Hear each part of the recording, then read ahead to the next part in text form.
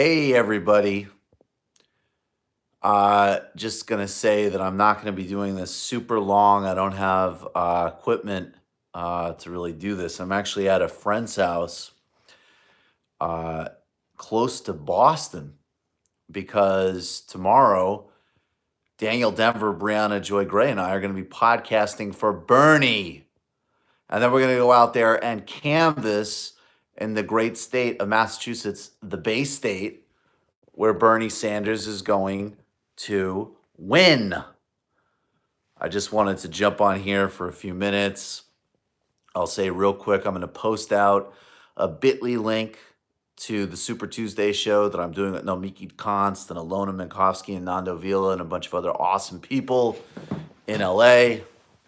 That will be on my Twitter page. Look out for it. Let me also just say, go to the Patreon page of the Michael Brooks Show, patreon.com/TMBS, and go to tmbs.fm for information on upcoming live shows and get TMBS merch. And come see us live April 3rd in Austin with Anna Kasparian and Abby Martin. And then in June at in Boston. Yeah, I'm in a super old school apartment, old school New England apartment. This is like the type of places I grew up in. While I do this live stream, which isn't going to be that long, please hit the super chat. It's very, very important. It's how we do all of this. But guys, I'll do more analysis later. But let me just say, this isn't a surprise. It's not a disaster. Is it good? No. Is it what we wanted? Obviously not. But this is not some incredible setback as people want you to feel it is. It absolutely isn't. You need to be reminded of a couple things. One, look, the African American electorate, the Black electorate, like any other electorate, is enormously diverse and dynamic. Yes, of course, there are universal issues that affect different groups across the board. Thank you, Britt. Without a doubt. But there's also, as with every other group of people, Jewish, Protestant, Hispanic, there's geographic differences, there's class differences, there's enormous distinctions here. And in 2016, Bernie Sanders started to do very well with the black vote in the industrial Midwest, which, as the great Malika Jabali has explained, we're talking about a very different political tradition there. I mean, look, the South across the board is to the right. And I don't just mean in terms of like social attitudes or whatever. I mean like their labor unions and union militancy, which is incredible in the South in terms of an activist tradition, but it's been totally gutted and destroyed. Bernie Sanders is getting powered by grassroots labor unionism across the country. That's not going to be there in South Carolina. I think we can't, and obviously I think Bernie, look, he scored well with conservatives and moderates in Nevada, but at the end of the day, I think a lot of folks that really will identify themselves to the right of the Democratic Party are most likely not going to be gravitating in the beginning towards his message.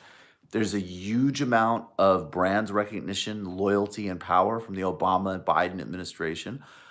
I've thought until the first couple of results just really shook me out of it. I always thought this was a Sanders-Biden race.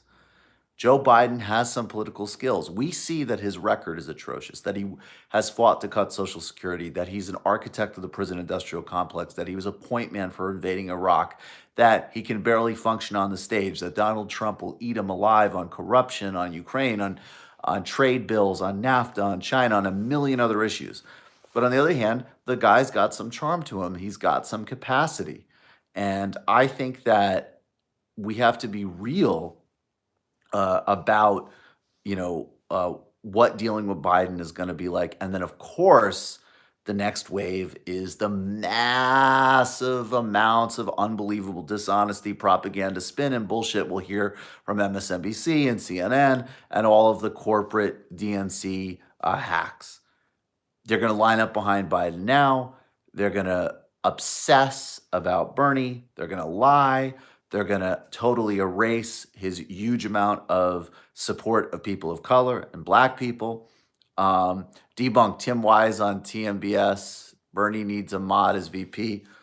No, Bernie just I don't know what you mean by mod. Bernie needs Bernie. I'm looking at Tammy Baldwin or Deb Holland, and Tim Wise. I wish was played by Ricky Gervais in a comedy about some annoying woke trainer at HR offices. I'm not surprised, to be honest. We're going to lose some primary states. What matters is Super Tuesday, and Bernie will do amazing in those states. 100%. Bernie Sanders is on track to win California and Texas, as well as obviously Vermont. I have no doubt he'll beat Warren in Massachusetts. He'll beat Klobuchar in Minnesota. Of course, it's great that the same people that are publicly musing about and obsessing about erasing democracy, burning people's donations, destroying the grassroots of the party, which is Bernie Sanders overall, of course, are whining and doing these horrifying paternalistic things where they're complaining about him campaigning in Massachusetts, as if that's like a microaggression or something. I honestly, it's fun to make fun of. I think it's great that people from all these campaigns and pundits are embarrassing themselves and making fools of themselves. Obviously, all normal people find arguments like that to be incredibly bizarre and weird and out of touch. Maxed out my donations to Bernie today after going to the Boston rally. Bernie is really going to win MA. Yeah, I think he is. And I want to say tomorrow, again, look at my Twitter page or Daniel Denver's Twitter page or Brianna Joy Gray's Twitter page. It's going to be great. We're going to do a triple podcast in the morning for the Michael Brooks Show, for Hear the Burn with Bree, and then the Dig, the Jackman podcast hosted by Daniel Denver. And then we're all going to go out and canvas because, yes, Bernie Sanders is going to win Massachusetts. Bernie Sanders is going to crush Elizabeth Warren in the great state of Massachusetts. And I think it's totally paternalistic. Absolutely. It's paternalistic. It's condescending as hell. I don't make any secret. Obviously, I don't like Elizabeth Warren. I can no idea what this campaign is doing right now. It's either, immensely cynical or delusional and always entitled. Of course, I love Nina Turner. I want Nina Turner to be on that list. Nina Turner is excellent. But she's a United States senator with a very distinguished career. The idea that she couldn't handle competition, or conversely, that she somehow owns the people of Massachusetts, is, again, it's just bizarre, weird, repulsive, and tremendously condescending towards her. Not to mention Klobuchar in Minnesota. People, sorry, guys. People were saying the same thing about Klobuchar in Minnesota, but I don't see as much of that nonsense from the Klobuchar campaign. I don't know that he got bodied, but I mean, look, I think, again, a lot of the people voting in the South Carolina primary, according to exit polls I've seen, identified themselves conservative. They want to return to the Obama era. Bernie can definitely get some of those voters, but that isn't going to be the broad base of how he wins the primary ideologically. It's obviously going to run a bit more along the left. No time to get distracted, organize, mobilize, keep up the great work. Yeah, I mean, this is the other thing too, is like, guys, like, if I told you 2 months ago Bernie's going to win the first 3 primary states, going to win Nevada in a massive margin, and then finish second in South Carolina, everybody would be happy. I mean, it's because Bernie's the front runner. It's because he has the best campaign. It's because the momentum is here. And it's because we've been seeing all of these brats and the establishment on cable news melt down and freak out over the past couple of days that we're, of course, look, this is tremendously disappointing, and obviously it's a setback, but it's not a game changer. It's not altering Bernie Sanders' path to victory. And so you should keep optimistic. You should keep going. You should know that Bernie's going to win. You know that Bernie and then we're going to work together and band together and do everything we have to do, and he's going to beat the hell out of Donald Trump and the Republicans in November. And then we're going to fight all of the interests that want to block the agenda of people having health care, of increasing life expectancy, of finally tackling the global ecological crisis, of stopping this, predator foreign policy, understanding the link between what we need to do in terms of an actual social democracy in America and also unwinding U.S. empire, which is killing civilians across the globe, which is subverting democracy in other countries. Text, call for Bernie in the next 2 days. Yes, this is incredibly important. I'd recommend, unless you want to spend a couple of minutes watching the cable news trash just to enjoy their enjoyment before they get crushed on Tuesday, take a break, relax tonight, watch something fun, watch something inspiring, enjoy yourselves, talk to your friends, go outside, check out, do something else. And then the next 48 hours, man, crush it. Text, phone bank, call, knock on doors, contribute money if you can. And yes, the posting does help because there's going to be a lot of lies, a lot of spin, and a lot of propaganda that we're going to need to aggressively fight back against. But we're going to win. We have history on our side. We have value on our side. We have a much longer term project and strategy on our side. And other folks don't have it. Can't wait to see you at the Bell House on Friday. That's going to be awesome. That show's going to be amazing with our buddies Crystal and Sagar, and Kyle Kalinske. I'm going to have a ton of fun with them on Friday.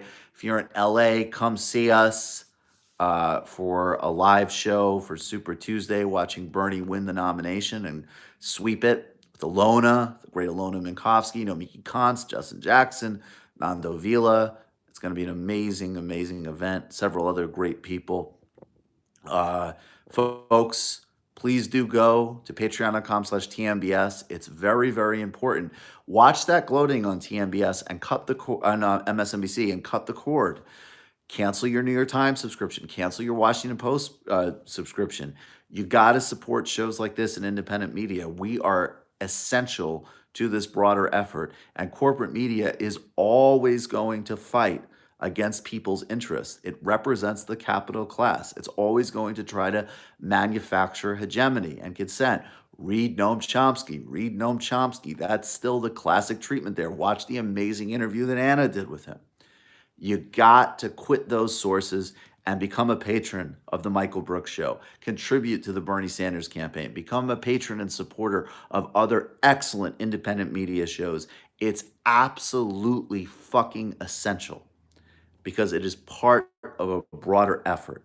And then, of course, nothing ultimately is going to match what an actual strategy for reviving the trade union movement is, for organizing communities, for rent strikes, for debt strikes, for real dynamic on the ground movements. But there is an ideological and there is a media component, and you need to be supporting your friends and not your enemies. And it's quite clear when you look at all the coverage of Bernie Sanders who the enemies are across the corporate establishment, no matter what they proclaim their politics to be. We're going to win this. I have no idea who Tom Steyer will endorse. I don't think he was a huge factor in the race, frankly. I think he'll primarily be remembered for dancing with Juvenile. Chris Matthews is off air tonight, but I will still be having plenty of impressions of him. Joe Biden, it kind of reminds me of Tip O'Neill, getting passed out and drinking in the stairway. Kind of remind me of that. Tip O'Neill, he used to drink a bottle of scotch and then, he would break wind. And then he would have a meeting with Reagan and then they would say, let's watch basketball. And, Reagan didn't like basketball. He was he was a cowboy. But I have to tell you, Bobby Kennedy would not vote for a Jew that wanted the country to be Denmark. Denmark. I have a certain attitude about that. I have a certain attitude about Michael Manley in Jamaica. And I have a certain attitude about Ed Muskie. Guys, go watch something funny. Enjoy yourselves, relax. Or if you're ready, if you're pissed off, keep fighting. Keep going. Look, the whole Warren thing is utterly toxic and delusional. I don't know how many times I have to say it. I hope people finally get it. Joe Biden is a walking embodiment of the worst facets of the Democratic Party going back for 40 years. Read Branko Marčić's Yesterday's Man. It's a fantastic book. Can't take anything for granted. Be humble, but keep on burning. Exactly. Folks, keep going. Push hard like hell. This is not in any way altering the fundamental dynamics. It's fine. It's fine. Warren's been mask off for a long time. Canvassing in Texas tomorrow. Love to you, Michael. Yes, we're going to win Texas. Big shout out to the volunteers and organizers in South Carolina. Thank you for all your hard work. Absolutely. Thank everybody for all of their hard work. And I appreciate all of you immensely. Hopefully be seeing you at these multiple live shows coming up. April 3rd in Austin, Texas. grab your tickets. You can find all of the information for all of the TMBS live shows, tmbs.fm. See us California, LA at March 3rd. Tomorrow morning in Boston with Daniel and Brianna. Next Friday, I mean, that's already sold out with Crystal and Sagar, but it's going to be great fun. And a bunch more other things going. Watch some of the Lula interview if you haven't watched it yet. Watch something by Cornel West. Watch something inspiring. Get it back going. Guys, much love. Appreciate you all. Don't be discouraged. We're good. Let them gloat for a few hours because we're about to blow the whole fucking thing open on Super Tuesday.